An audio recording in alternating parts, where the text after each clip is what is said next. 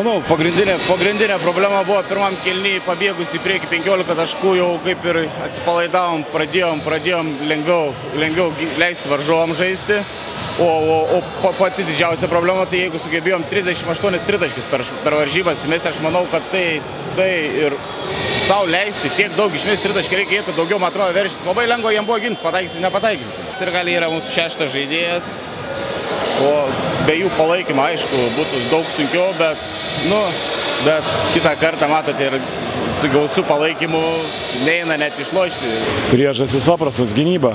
Suaktyvinom gynybą. Ir laimėjom rungtynės. Nesusitvarkėm su vieninteliu žmogum, tai yra Parachomiku, kuris ir sunkius metimus ne tik laisvai įmetė, bet užtikrintai metė. Sunkius metimus, tas mumis biškelį išmušė iš vėžių.